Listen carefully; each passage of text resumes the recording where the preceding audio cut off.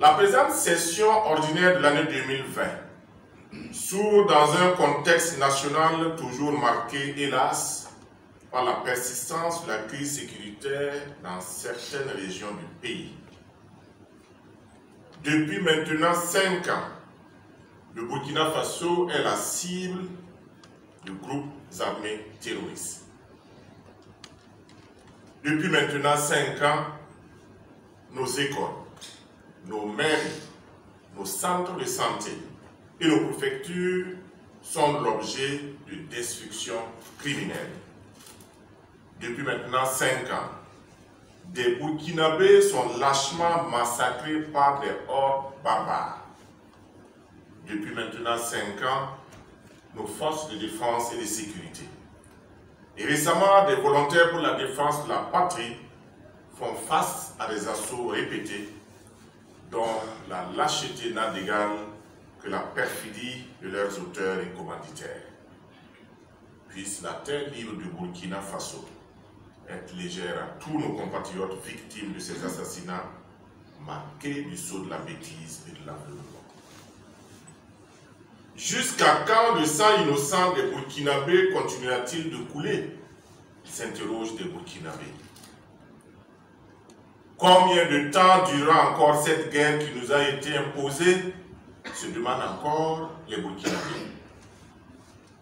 Où s'arrêtera cette haine aveugle contre notre peuple, ses institutions et ses valeurs?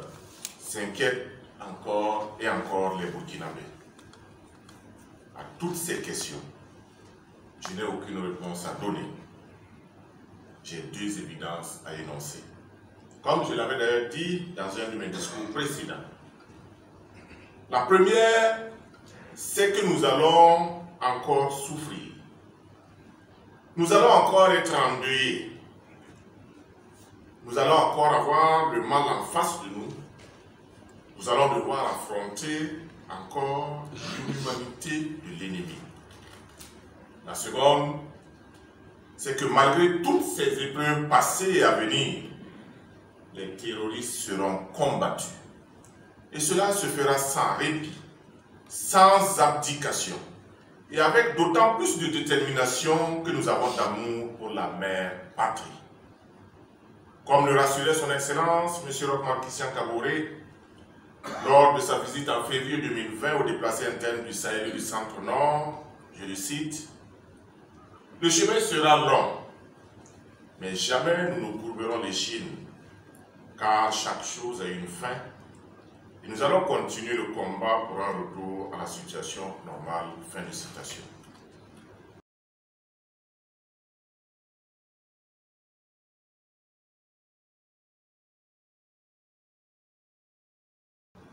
Honorables députés, distingués invités, mesdames et messieurs, la terreur ne connaît pas les voies de la raison, mais la raison triomphe toujours de la bêtise, comme la lumière triomphe toujours des ténèbres. Cette lumière qui viendra à bout des forces ténébreuses et des tristes passions qui les animent, ce sont nos militaires, nos gendarmes, nos policiers, nos douaniers, nos agents des eaux et forêts, nos gardes de sécurité pénitentiaire, nos volontaires pour la défense de la patrie, dont le sacrifice, le courage, l'engagement, le patriotisme et le professionnalisme ne laissent guère de doute sur notre victoire finale. Et là, pas du tout. Car comme le déclarait feu le capitaine Thomas Sankara, dans son adresse à la jeunesse en 1983 à Bobo, et je le cite, « Nous ne connaîtrons jamais l'échec, parce que le jour où l'ennemi aura raison de nous, c'est que nous ne sommes plus en vie. Tant que nous serons en vie, nous connaîtrons les succès. » Fin de citation. Alors, ici et maintenant, encourageons nos vaillantes forces de défense et de sécurité par une acclamation nourrie dont l'écho leur parviendra partout où ils sont sur le théâtre des opérations contre le terrorisme. Et pour cela, je vous demande qu'ensemble nous mettions debout pour le faire. avec caractère.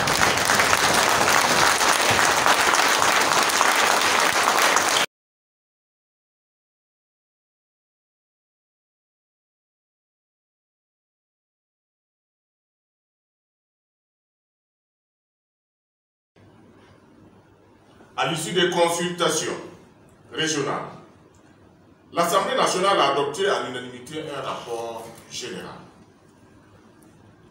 Le document transmis au chef de l'État, son Excellence M. Roch Christian Kaboré, contient 19 recommandations liées à la situation sécuritaire et à la réconciliation nationale. Distingués invités, Mesdames et Messieurs, peuple du Burkina Faso, je ne reviendrai pas sur la polémique et les interprétations qui se sont abattues sur la finalité de ce rapport général. Mais qu'il me soit permis, du haut de cette tribune, et face à vous tous, mes collègues, vous, dont l'honneur a été souillé pour avoir accompli votre mission, vous, dont le travail a été suspecté de calculs politiciens, vous, dont la respectabilité a été livrée en pâture par la même occasion, oui, face à vous tous, je voudrais clamer ceci. Je suis fier de tout le travail, de tout le sacrifice et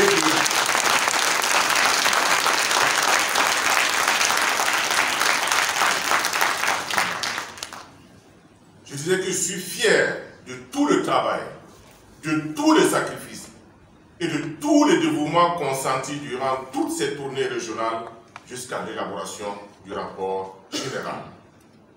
Que nous soyons de la majorité ou de l'opposition, nous sommes tous entrés dans cet auguste hémicycle par la grande porte de la légitimité populaire.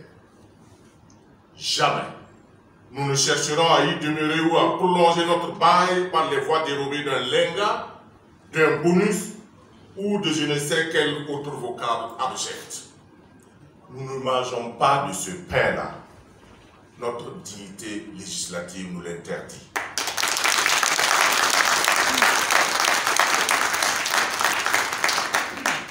Pourtant, nous avons été l'objet de dénonciations expéditives. Pourtant, nous avons été jugés par le tribunal d'une certaine opinion publique. Mes très chers parlementaires, sachons que le seul jugement auquel nous devons nous en tenir, c'est le jugement que nous portons sur nous-mêmes, celui d'avoir accompli notre mission républicaine, et nous devons en être fiers, et nous en sommes fiers et même très fiers.